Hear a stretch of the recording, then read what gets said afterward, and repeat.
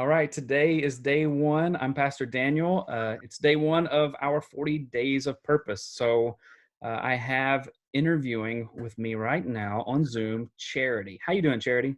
Hey Daniel, I'm okay. How are you?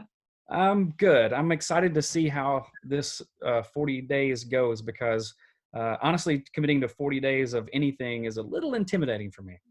How about Yeah, you? yeah, same. Yeah. So one of the ways that I wanted to help it to be easier for all of us is to do a video like this every day and just engage someone who's going through this study so that people can see that we're normal people and we're not just these weird people trying to do something weird, but we're normal people going through this journey of trying to figure out what God's purpose is for our life. And so I'm excited that you've chosen to do this. And there's a plenty of time for anyone else to join in. You can get the details to the book on our website. You can also see the details at the bottom of this video as well. The link will be posted so you can order your book and join us. So the day one reading, Charity, that's what we read today. It's Monday. We start with day one. Tomorrow's Tuesday, will be day two.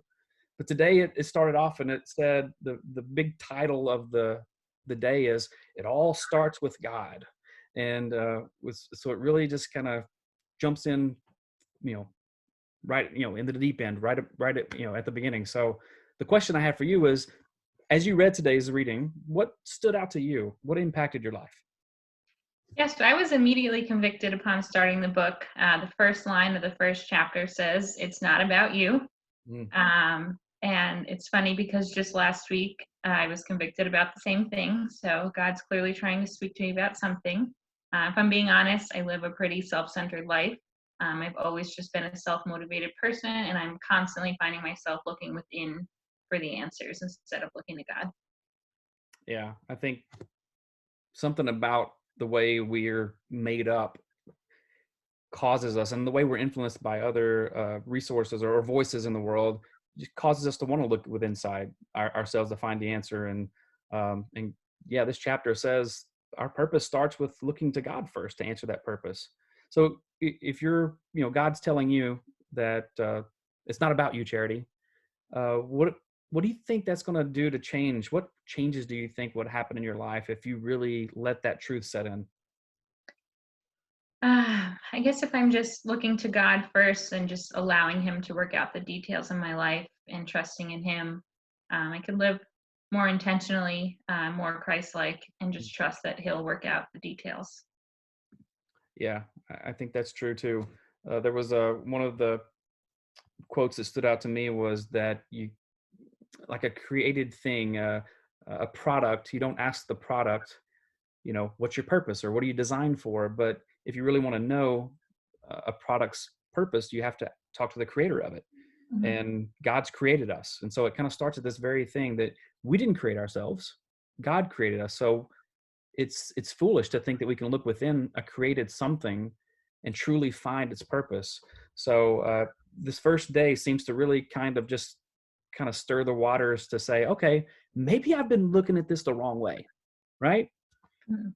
So that's what I wanted to, yeah, that's what really impacted me. So do you have anything else you want to share with us? Yeah, just a verse that I had actually from last week as well was Jeremiah 29:11. Okay. Just it was a big reminder for me that God does have big plans for my future, and they are to prosper me and to give me hope, and that I just need to trust that He'll work everything out for my good. Yeah, I think that's really good to hear because sometimes we forget that God's good and He has a good plan for us. We're Mhm. like, I don't know if I want to trust you. I'm not sure what you're going to do with my life. And so it's definitely good to hear that. Thank you for sharing that.